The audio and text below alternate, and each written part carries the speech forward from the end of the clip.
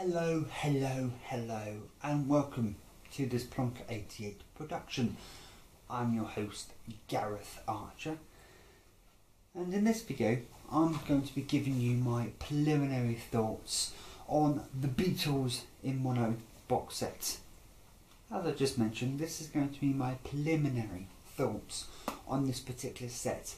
You're going to have to allow me a couple of weeks in order to completely bury myself even into this set to give you a proper overview / review. But for now, hopefully this video will suffice just to give you a little bit of a taste of what this set has to offer. So before we go any further, I will hand over to my assistant Gareth, who will quite glamorously show off the innards of this set. In fact, he's currently gesturing me at the moment that he wants to use this very space in order to do that. So I'm going to shift, allow him to do that, and I'll be back to give you my thoughts on the sound of the set rather than its contents. So take it away, Gareth. Thank you very much, Gareth. And let's get on to looking at the actual box set to the Beatles in Mono. I should mention at this point, if I haven't already, that I did buy this box set second hand, so any marks or blemishes on the box aren't necessarily my fault, but basically it was at a good price for me. So this is the box set. This is the Beatles in Mono. It's a very nice white box set. It's very sturdy. Listen to that. Beatles in Mono. You've got the apple. You've got the cut open apple, and the significance of that was, of course, there were many Beatles albums that had on one side a filler apple and the other side a cut open apple, and that's the Beatles on the side. So let's have a look inside. These mylar sleeves are my own mylar sleeves. We're going to take all of this out, and they just come in this standard box. This looks like a desk organiser, doesn't it? Anyway, I'm going to put that over to one side. So these sleeves that you get are my own sleeves. I'm just going to zoom in very slightly for you. There we go. So these sleeves are my own sleeves. One of the reasons why the set was the price it was is because the sleeves on this particular box set were missing or not part of the box set. The sleeves that do come with the box set normally, if you were to buy it first hand, as it were, brand new, are more form-fitting and actually self-seal back up again once you open them back up. But these are different, shall we say. So you get a rather nice booklet. I won't go through the complete booklet, but you get a booklet that has additional liner notes, explains why you would listen to this necessarily in Mono. This is all by Sir George Martin, I do believe. No, this is Kevin Howlett. Alright, okay. This is a shot of the Fab Four from Abbey Road Studios. So very nice pictures and liner notes of the entire set, talking about the various albums, how they were recorded, I do believe, and various other bits and bobs. And there are some very nice pictures in there of the Fab Four. Some rare pictures, some pictures that I have seen before, some that are brand new to this set that they've obviously kept hold of all this time. And then you finally get to the actual details of the set itself. So Please Me with the Beatles, Hard Day's Night, Beatles for Sale, Help, Rubber Soul, Revolver, Sgt. Pepper's. Oh, I should mention, for Help and Rubber Soul, you also get the 1965 stereo mix for those two. I can't go up there because of the current focus, but anyway. Revolver, Sgt. Pepper's, Magical Mystery Tour, the White Album, and of course the Mono Masters, and the second disc of the Mono Masters. So there we go.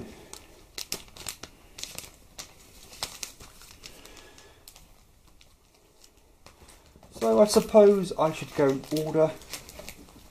So we have Please Please Me. They all come with a replica sleeve, and there's the disc, Parlophone. I'm trying to zoom through this because frankly currently I am kneeling and my back is hurting. Maybe if I reorientate myself we can do this a bit easier, or I could do this a bit easier. With the Beatles,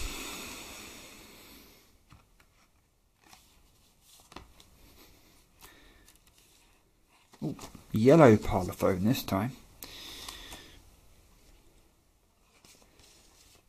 I'm not necessarily going to get out all the CDs because they are very similar. But these are all replicas. If you haven't gathered already, these are all replicas of the original LPs that were released back in the 60s. Hard Day's Night. Again, I believe this is yellow Parlophone. Yep, same yellow Parlophone as were before. Doo-be-doo-doo.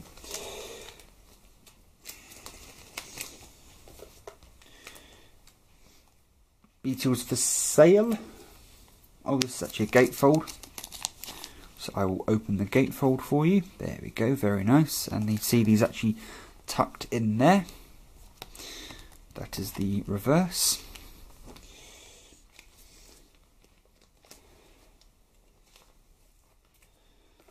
Help.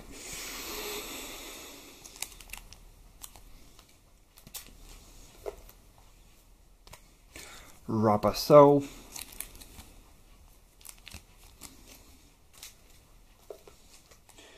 Revolver.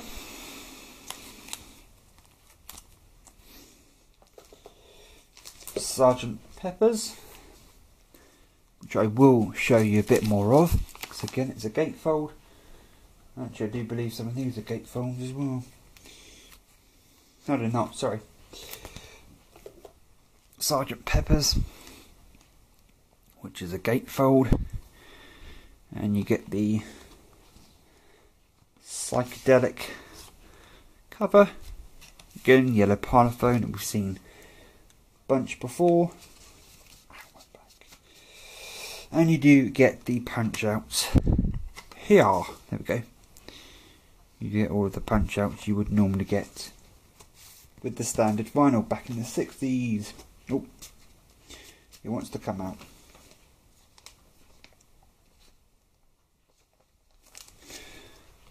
And then finally, well, not quite finally, I don't know if these are in the right order, but anyway, we have the White Album, which again is the standard gatefold. We have, for this one, we have black. You have the split open apple and the full apple. You have the poster that I'm not going to unfold because I'll never get it back correctly. And as the same as the old vinyl, you get some rather nice pictures of the Fab Four. So there we go.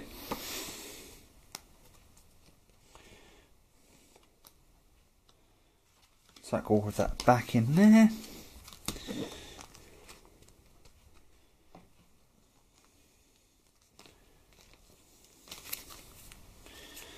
And also I have here Magical Mystery Tour. I don't think these are in order.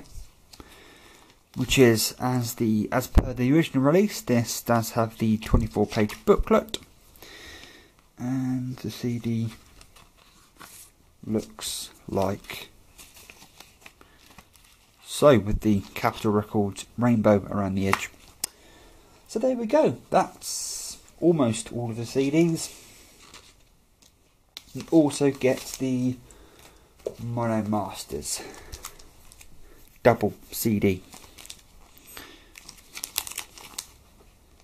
which are just Again, Parlophone, and this one is the Apple. So I'll now hand back over to Gareth, who will give you some closing thoughts, most probably. Take it away.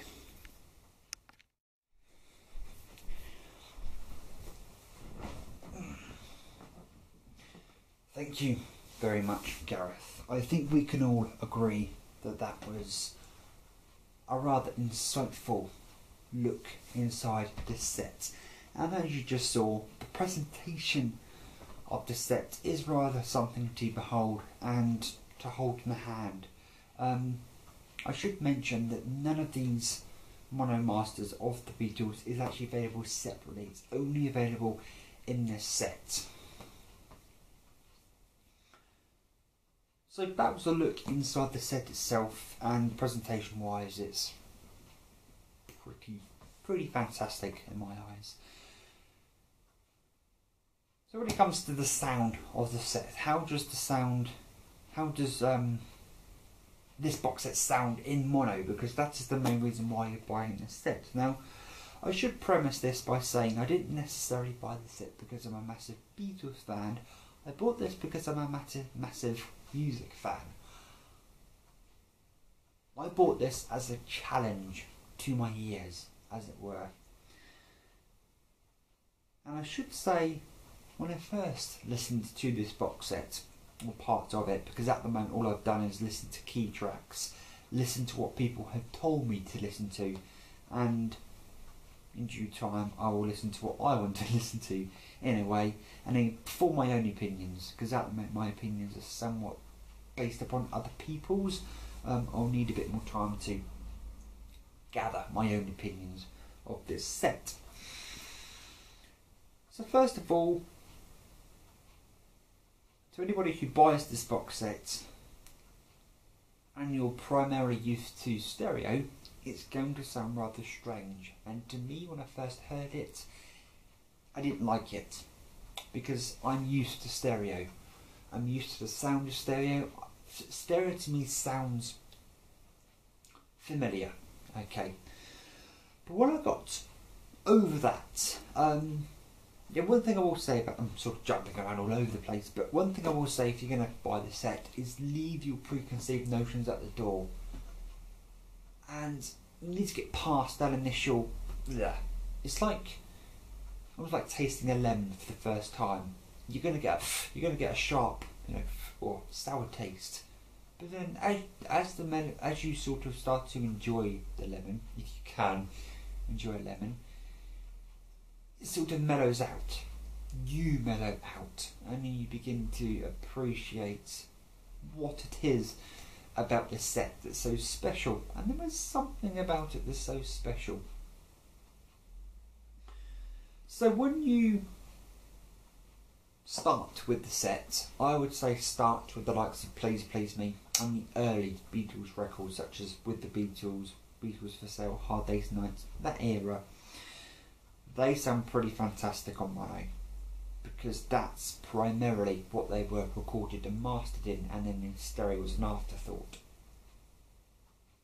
They sound pretty fantastic on mono. As you begin to get through the set, and you get to the likes of Rubber Soul and Revolver, for me personally, it comes down to personal preference. Because both the stereo and the monos sound equally fantastic in their own rights. They still sound distinctly different. It's just, then comes down to personal preference in my own eyes. In my own ears, rather, should I say. But as you start to get towards the White Album, which is the last studio album on this set, by far the best way to listen to the White Album is in stereo. Having said that, there are particular tracks on this set that do sound different in mono and do have different mixes in mono, such as Helter Skelter.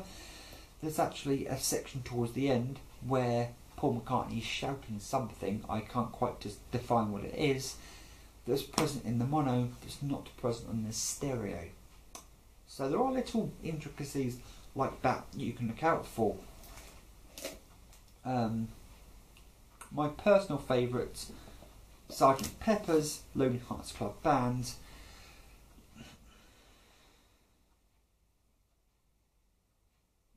This is why this is a preliminary thoughts video, because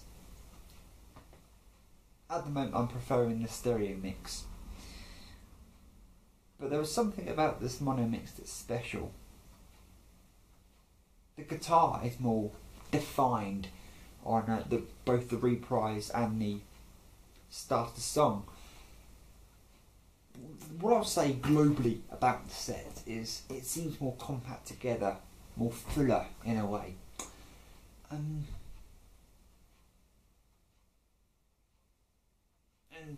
what am I trying to say? It's a different experience to the stereo set. It's not a bad experience in any way, shape or form. Once you get over that initial barrier, it's a fantastic set, but you do need to get over that barrier. And it's like going down the road with speed bumps. Those speed bumps is when you go back to listening to the stereo set. That's when the familiarity comes back for me. And it's like you're going along, and then when you go back to the mono set, you initially hit that speed bump. Initially it's a bit of a judder. But when you continue to listen to it and you get over the speed bump and you're back onto the open road, it's a very pleasant experience. And that's how at the moment for me I would summarise listening to this set. So if you want a preliminary rating, you're not really going to get one. Presentation wise, I give this a 5 out of 5, okay? Sound wise at the moment for me it's a 3.5, but that's just because I'm more familiar with the stereo set than I am this set. So you're going to have to wait for my follow-up video for an actual review on this particular set. So my name has been Gareth Archer, and I have been blabbering on about the Beatles in mono. I think you have been a most patient of audiences. There's only one thing left to say, and that is rock on.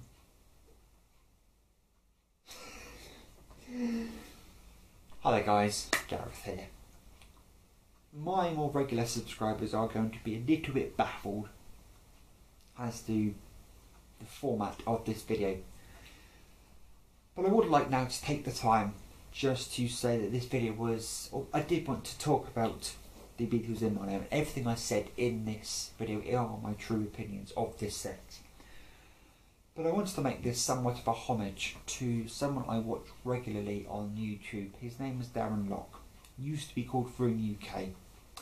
And he's a fantastic guy, and I watch his videos on a regular basis and very much enjoy them. In fact, he's the reason why I've bought a couple of sets that I've bought. So I'd like to take this opportunity to say thank you to Darren for all of the entertainment and videos you've given me over the past however long I've been subscribed to, I don't even know. I wish YouTube would give you a time which you subscribe to people. I think it's at least been a year, not longer. But I'd just like to take this time to say to my subscribers to please check out Darren's fairly recent studio album. He did release a subsequent album called Improvisations 2, but this is the latest album I bought from him called Americana. I thoroughly enjoy this album. The lap steel is a very interesting instrument, by the way. I do believe you can still get hold of these. This comes with a standard CD release and a surround sound release. There are various mixes on this particular DVD. There are so many different mixes I can't remember right now, but there's a Dolby Digital mix, there's a surround sound mix, I think there's a 2.1 mix or something on there. I do believe there's a stereo mix on there. The reason why there's so many different mixes on there is because while listening to the album, there's also a sort of little movie, I suppose, which is the actual concept story, because it's a concept album. There's a story behind it, and as you're listening to it, there's sort of a slideshow going on, and you can read that and fully get immersed into it. But thank you very much for all of you giving us, or giving me, or I'm not really sure how to say that, Darren. Hopefully you didn't mind this little homage. This has obviously been a homage to you, Darren, and to the rest of my subscribers. Until next time, guys, please take care and enjoy the rest of your day.